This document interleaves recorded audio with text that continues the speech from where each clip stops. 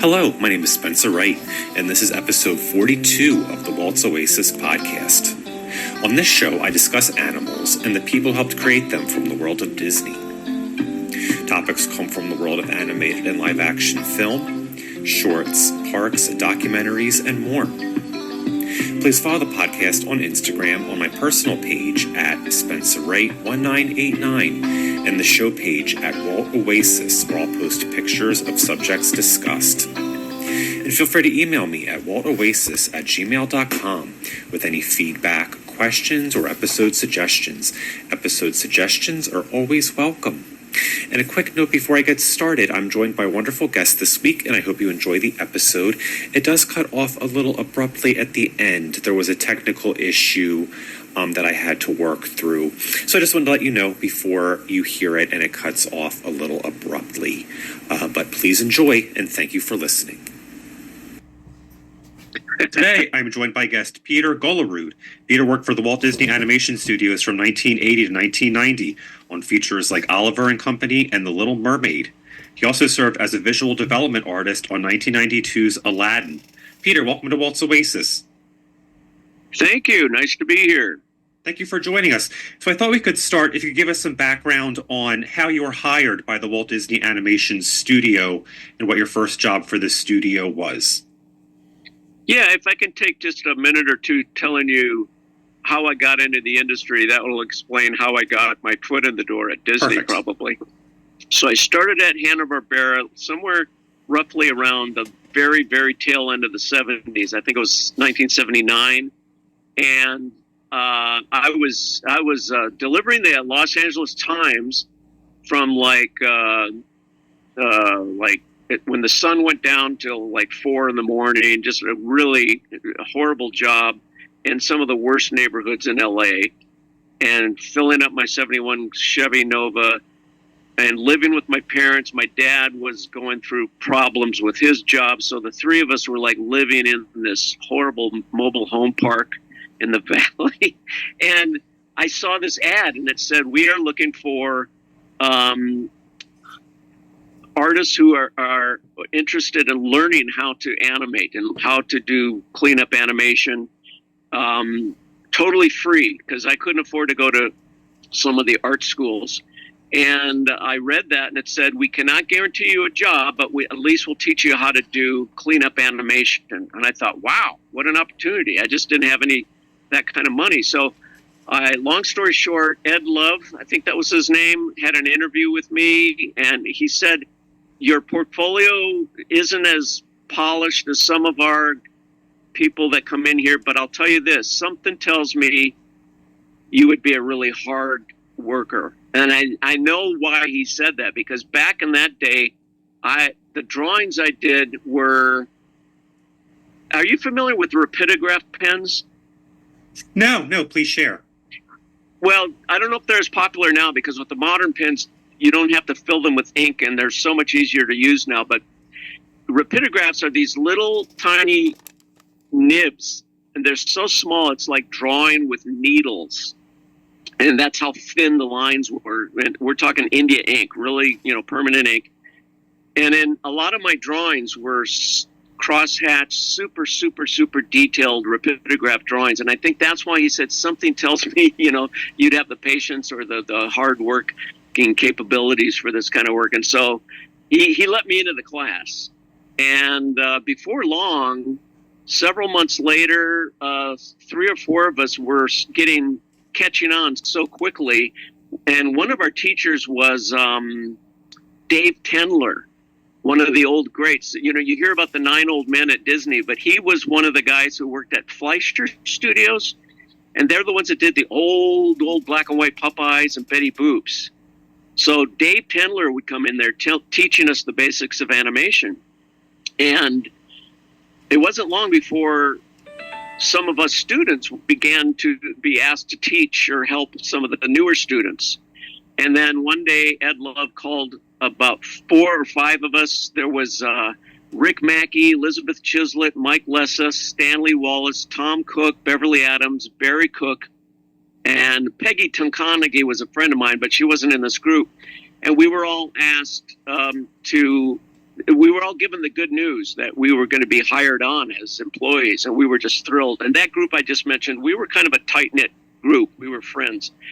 And then he called us in for another meeting and said, I have bad news. Hanna-Barbera can't hire right now, but we are going to recommend you to Filmation. And I'm sure you've heard of that studio too. Yeah. And Yes. so we weren't as excited, but it still was Hollywood, animation studio. It wasn't as big in our eyes as Hanna-Barbera. And then there was a third meeting, and it was practically, I think, like the next day or two. And he said, good news again. We want all of you on board. It's like they didn't want to lose us for some reason, or an opening happened. So for a couple of years, I worked at Hanna-Barbera, and that group I just mentioned, we were such good friends that we would go to each other's houses, and we were so excited. Even if we did like 10 seconds of animation on the Fred and Barney show or something, that's what it was called. It was like the umpteenth incarnation of the Flintstones. And we'd be sitting there eating our breakfast cereal with each other and go, that's the scene I did. And we would go ocean fishing together every now and then. That's how close-knit of a bunch we were. And so then time went on, and I left LA because I had like this nervous breakdown after Hanna-Barbera had me for a couple of years, and I had to get out of town and just put my head back together. And then somebody that I worked with at Hanna-Barbera called me because I was getting sick and tired of do nothing, go nowhere jobs up in Spokane, Washington. And he said, hey, there's an opening at Disney.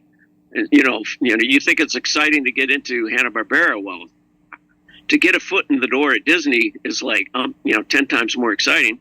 So I was ready to come back to LA again, And I said, you bet, I'm there. And it was the movie Tron. And they said, you don't even have to show a portfolio. Just show up. They're just going by recommendations right now. And before I worked at Hanna-Barbera, I tried once to show my portfolio at Disney, and I got totally rejected.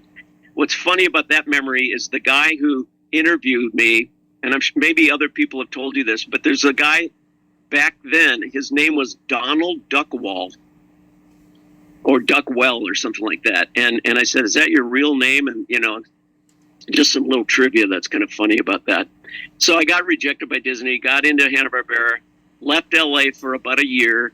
And then this foot in the door happened. I said, oh, I'm there. And so I worked on Tron, and it was, really meticulous, boring work, just tracing and working with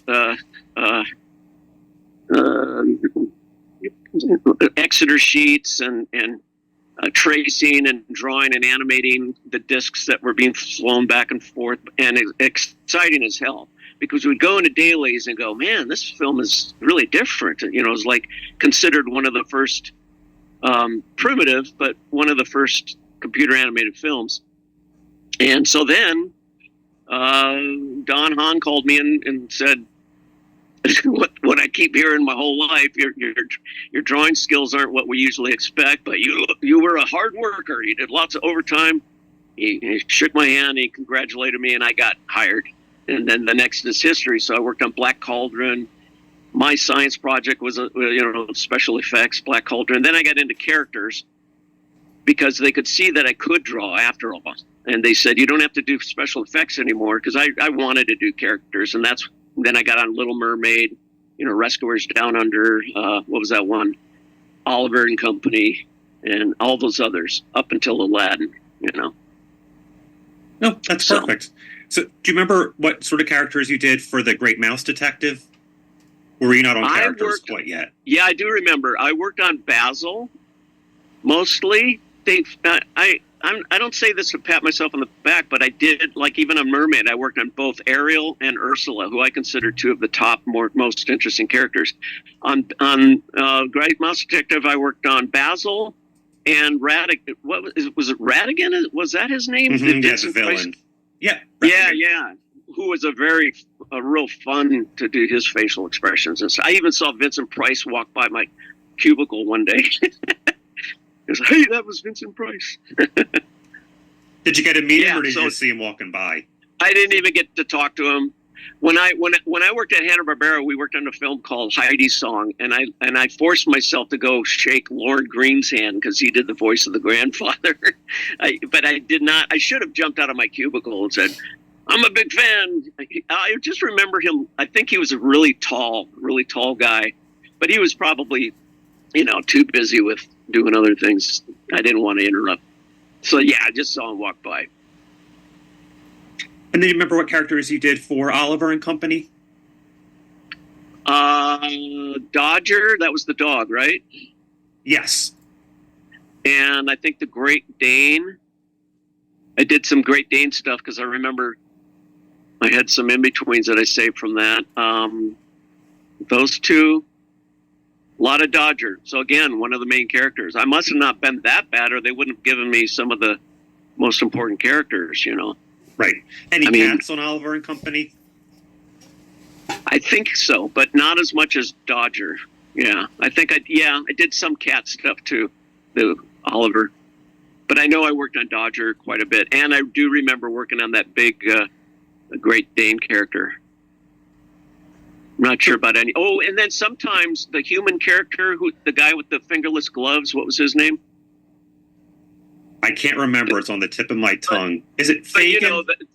Fagin. Yeah. Fagin. I worked on Fagin too. I remember that. I worked on him too. Oh, and another one I worked on were the bad guys, 2 Doberman pinchers. Sometimes, but I mean they weren't in the film that much. But yeah. So as you're were going, pretty cool. yeah, they were cool looking. Those Dobermans. yeah, that's a very fun film, Oliver and Company. I like it. I liked some of the, not all of them, but I like some like that one song that Billy Joel, the main song was really fun, where he's jumping on tops of taxi cabs and stuff. Yeah, and going through New York City. Yeah, it was real catchy. I remember thinking, this sure beats the Black Cauldron. Yeah. Now, what did you work on for the Black Cauldron? Do you remember?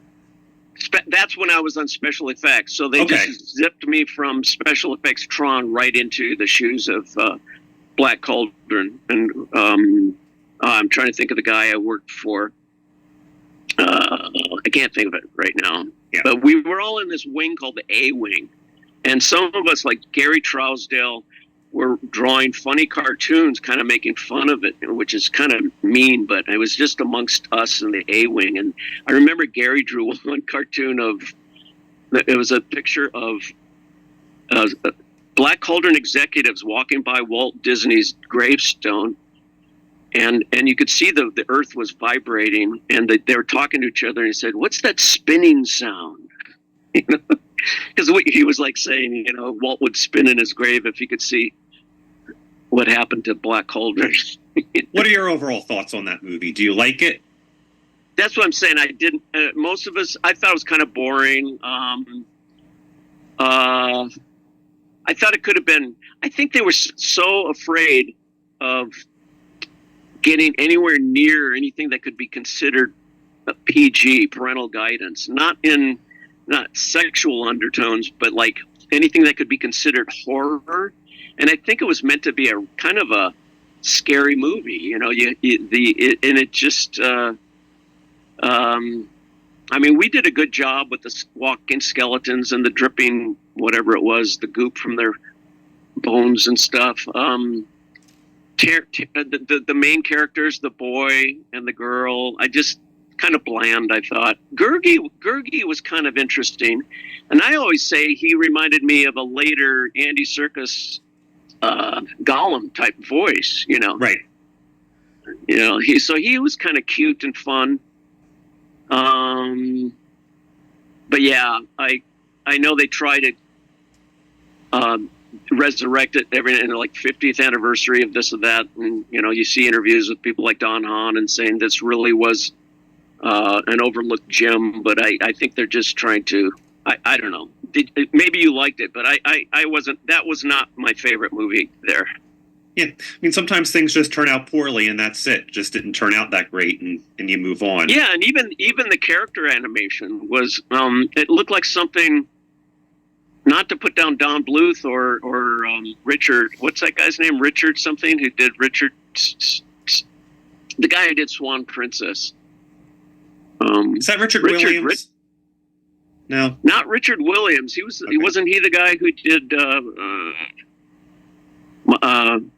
Roger Rabbit? I think so. Yeah, I'm thinking of Richard. Anyway, the guy who did Swan Princess.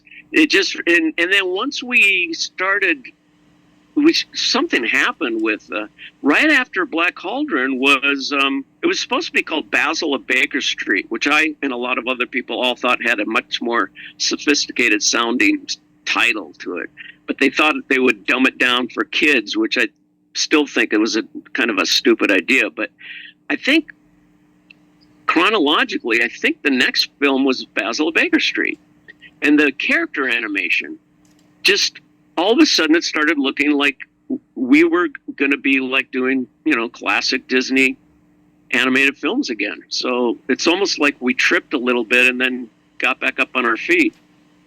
You know what I mean? I do. So there was a relatively sort of optimistic mood in terms of animation at this point when you get past the Black Cauldron and you're moving on to the Great Mouse Detective and Oliver and Company. Would that be fair? Yeah, and Oliver and Company too had. It's like it just had that fun kind of Disney kind of. Oliver and Company kind of reminded me of a, not so much Jungle Book, but maybe more of a 101 Dalmatians kind of feel to it. Yes. Real fun, hyper silly animation, and it's almost like just like any artist, gets better and better as they get older. It's like it's as a fledgling, like what they call the second golden age of animation at Disney. It's almost like we were catching up, and I think surprising some of those old guys who are still around, that, hey, maybe it hasn't died yet, So, yeah. Yeah, did you work or interact a lot with the guys that were still around, like Eric Larson, or I think... I was always... And who was the other one you mentioned? Milt Call may have still been around. Paul? Milt Call. Oh, yeah, and then there were those two guys who were buddies, Eric Thompson and... Frank Thomas and Ollie Johnston. Those two guys. Mm-hmm. We would sometimes go to hear lectures from them in the theater room, and that's as close as I ever got to any of them. I was always kind of an introvert compared to a lot of the artists there, to my chagrin, because I was just too shy to approach and ask questions and, knock on their doors and stuff. So unfortunately, no, I never talked to any of them. I hear that a lot. I just shook Lorne Green's hand, and yeah, that's about it. I hear that a lot. Yeah. With people, it's hard to believe now, but when I was younger, I was more shy and I didn't really approach these people, as opposed to now, where I would have. Yeah. By the way, are you an artist? Did you work at any of the studios, or are you just a fan? Or I don't know a lot about you, actually, except that I know, like me, you love animals, which I really dig about you, your podcast and so forth. Yeah, I'm not an artist. I love history, and writing, and I love Walt Disney World. So I thought about starting a show about Animal Kingdom, and a lot of the companies work with animals, but I didn't think that would be enough for a show. And I thought, well, there's also all these artists I can interview, especially now who aren't with the company anymore. So they're willing to talk. Mm-hmm. Yeah, I just listened to some of your podcasts about like the animals like badgers. I grew up in Wisconsin where the badgers, the state animal, and then my first novel that I wrote had a wolverine in it. And when I heard you talking about wolverines and badgers, I just ate it all up, and I thought, in that respect, we have a lot in common, our love for nature and animals. So that's cool. You always learn something new. Like, I didn't even realize badgers, I always thought they were more European and Asian. I didn't even realize, because I live right outside of Philadelphia. Yeah. Yes, it's always something and Wolverines new. Wolverines are probably more predominant, I think. You correct me if I'm wrong, but a little further north, like in Canada, more than they are. Yeah, and very reclusive, huh? Yeah, they're like Rockies, Canada, Alaska. Right. And they don't want right. to bother with people. And it wasn't too long ago that I discovered that, because I've been doing research for another one of my books I wrote, where I was studying about coyotes. And, every now and then in nature, you find out these little symbiotic relationships that different species will have. And there's film footage of coyotes and badgers becoming friends. They like follow each other. And then they'll like hunt for the same food and then share it. And they're almost like best friends. And I'm thinking, boy, if that couldn't at least be an animated short someday, these species that become friends. And that you always think that like a lion's always going to kill a zebra or something, but there's even footage of female lions defending, deer or whatever they have in Africa. Where for whatever reason, there's just every now and then there's these incredible footage. So yeah. Yeah, so I always learn something new. Yeah. So next up, the Little Mermaid. Yeah, no, go ahead. Disney used to, on their, what was it called, The Wonderful World of Disney, back when I was a kid. And it wasn't always animation or fun comedies, but sometimes they would have little nature programs. I'm sure you're familiar with those old reels. So, yeah. You're Little Mermaid. Yeah, so you said you worked on both Ariel and Ursula? Yep. In fact, in the group photos, you can't even see my face because the Ariel pictures, there's so many people, but I'm a pin drop on one of those. I'm on both of those photographs for both Ursula and Ariel. So when they were creating this movie, did you feel like it would become a big hit, or it was maybe the beginning of something new in animation, or was it really just another movie that you were working on? Oh no, I'll tell you a story between me and John Musker, one of the directors. When we were working on, what dailies are, we would go into dailies every now and then. And sometimes we'd hear some of the music synced up to stuff. I've heard some people say we never even thought that this would become the major blockbuster hit that it was, and and how little girls loved it, and I'm sure little boys did too. And I can remember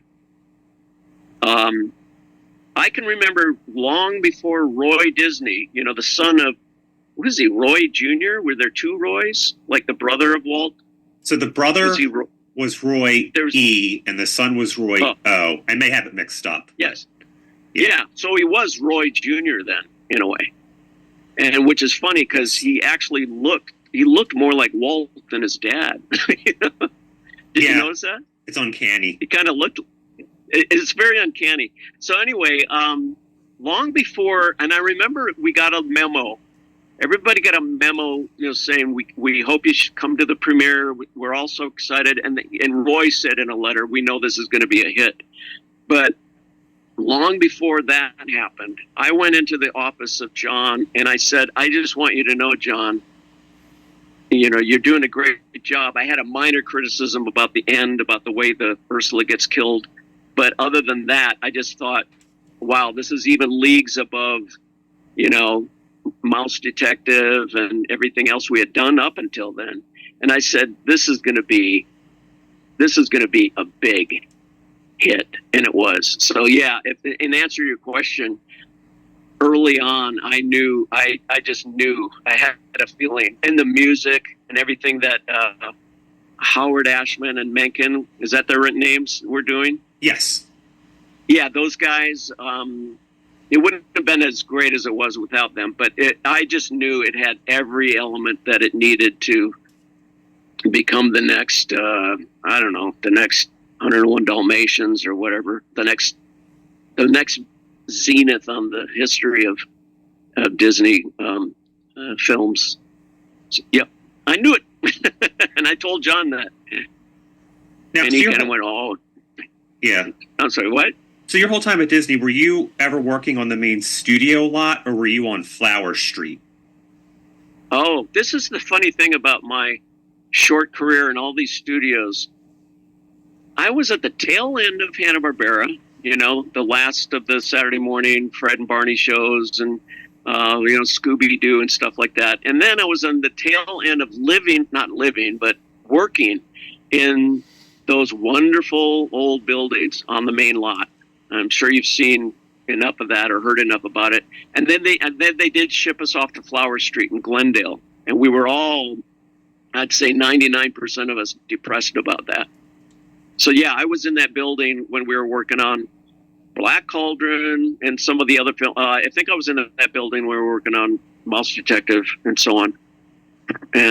But we were in Glendale when we were working on Little Mermaid. So from then on,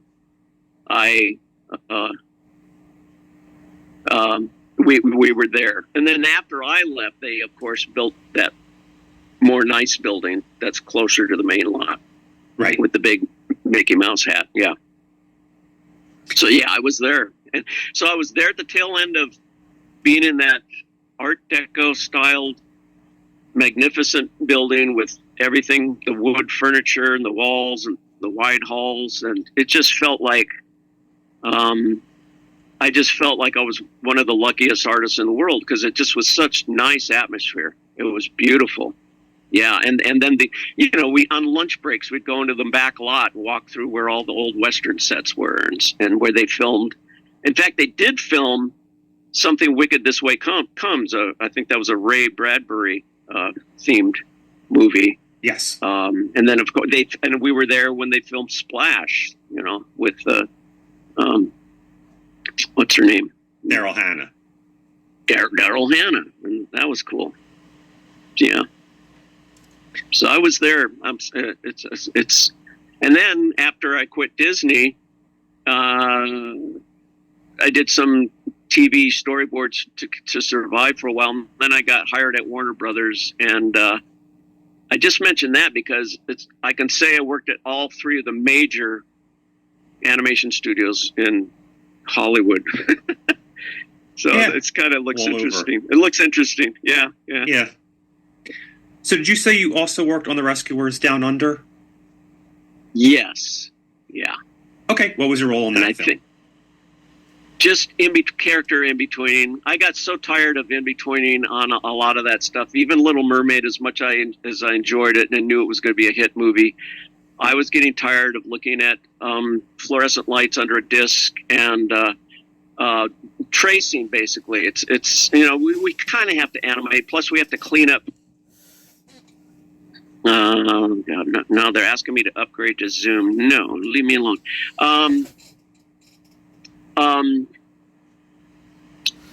I was getting really tired of doing that. It gets really tedious and boring. Plus, it's kind of hard on the eyes. And your basic question was what again? Something about rescuers? Do you recall what what you were? Well, you said you were in between because I asked what you were animating on that film. Oh yeah, that's what I did. And I think I worked on the two main mouse characters. I forget their names, Bernard or something like that. Yeah, and Bianca. Bianca, the Zsa Zsa Gabor character, or her sister. I get the Gabors mixed up, but Yeah, it was Ava. Ava, that's it. And so I pitched a story called Groot Lore, which later it was almost syndicated as a national comic strip. The guy who was really pushing it was Stanley Arnold at Chronicle Features. And the reason I bring this up is it tells you how I jumped from being a cleanup artist into visual development on Aladdin. Stanley Arnold discovered a lot of famous people like Dear Abby, but one of his biggest discoveries was Gary Larson, who did The Far Side. So when he was trying to push me, and then when Chronicle Features wasn't doing comic strips anymore, he tried to push me in with Universal Press Syndicate. Didn't go anywhere, but Fantagraphics Books did publish my comic strips into a couple of comic books, and I pitched a story idea, which had sort of a Cold War aspect symbolism to it. And to make a long story short, some of the development people at the time, I got a note here saying Gary Trousdale and Mike Giammo were just two of about, maybe there were about 6, 7, or 8 other development people who really liked it. And they said, one of them said, if you don't make this into a feature film, at least consider it for, back then Michael Eisner he took over the Wonderful World of Disney kind of a thing. It might have even been on Sunday nights. And one of them said this could be a short series for that. I forget what it was called, but it was like the modern version of Wonderful World of Disney. And the only one who gave it a negative, a thumbs down, was Steve Hewlett. He later became, I think, president of our union. And he said, I just can't see Disney doing anything with any kind of hint of politics in it. And I thought, well, I don't know. A nuclear arms race is, to me, it wasn't politics. It was like just like life, dangers of living. And it wasn't long after that, I think Dr. Seuss came out with something called the Butter Wars or something, and that was also symbolic of the nuclear arms race. And so I was a little disappointed with Steve's kind of sinking that. But in our main conference room, some of us would get like a month of showcasing our private part-time paintings, drawings, artwork. And I shared that with, I think, a guy named Marty something. He had a collection of wonderful insects from all over the world. Some of them were beetles and spiders that were like as big as basketballs and stuff. So I shared that with my Groot Lord characters because they were sort of Dr. Seuss monster type characters. It was a nice mixture of real life oddball creatures with my Dr. Seuss type creatures. And somebody, I don't know who it was, but I'd like to thank that person because I had been trying to get into visual development ever since I was starting to get really burnt out on just, I don't mean to call it tracing because that's a little disparaging to people who spent, like myself, so many years doing it. But I just wanted to do something really creative. And somebody said, this stuff is good. Why don't you put them into development? And so then I got a call from Charlie Fink, and he said, you made it. And I said, I never have to go back to In Between. He said, nope, you've made it. And he shook my hand. And the rest is history. That's how I got onto Aladdin. So yeah, that's what I did on all the films. The only ones I did special effects on was Tron and Black Cauldron. All the other stuff was cleanup animation. And then I got into development because of the Groot lore stuff. Yeah. And then Aladdin was your final film with the studio? Yeah. And the reason I quit is because the person I just mentioned to you, Chris Sanders and Charlie Fink, I just mentioned Charlie, I overheard them from my cubicle because they didn't know I was eating my lunch. They're criticizing my work, and everybody has good drawings and bad drawings, but they were pointing at this younger guy was pointing and saying to Charlie, what's this guy doing here? How did he get in here? Did he ever go to art school and this and that? And then I just heard them walk out, and I looked over at the cubicle wall and went, oh my God. And then I didn't think anything of it. And about 1 or 2 weeks later, I get a message from Charlie saying, we want you to go to Otis Art Institute once or twice a week. I think it was just once a week, and take a basic art training class. It was very insulting, humiliating, but I did it. And I just thought, as long as I can keep in this position in visual development, I'll do whatever they want me to do. And at the very end of Aladdin, the straw that broke my back was a runner, not even Charlie Fink himself, but a runner comes into my room and says, we want you to do cleanup animation on, it was either Lion King or Beauty and the Beast. I get the chronology up, mixed up, but it was one of those two. And I said, what? And they said, yeah, we want you to do that. And then I said, well, okay, but as long as I have a guarantee that I can come back to visual development right after you need me, because we're in a crunch, as you know, there's always these deadlines and overtime for crunches. Almost every one of those films has them. And I thought, okay, if it's as long as it's, I'll do that for a couple months if I have to. And I said, as long as I have a guarantee, right, that I can come back. And the guy said, probably. That word wasn't good enough for me. I tried to get meetings with John and Musker and Ron Clements and Don Hahn and Charlie Fink, of course. I didn't know the word ghosted back then, but they all ghosted me. And so then I just said, screw this, It probably could very well mean, no, you'll never come back to this again, And probably means so. Yeah, exactly. And that's what I have. When my dad was alive, and one of my sisters said, "Do you ever regret quitting Disney?" And I go, "No, you don't know all the details, and the psychological mind games that I was going through." So yeah, you got it. I just said I quit. Yeah, So we have about a minute and a half before the meeting time's out. So I did want to ask you one question. Okay. So do you look back on your time with Disney fondly? Are you still a fan of Disney and Disney animation?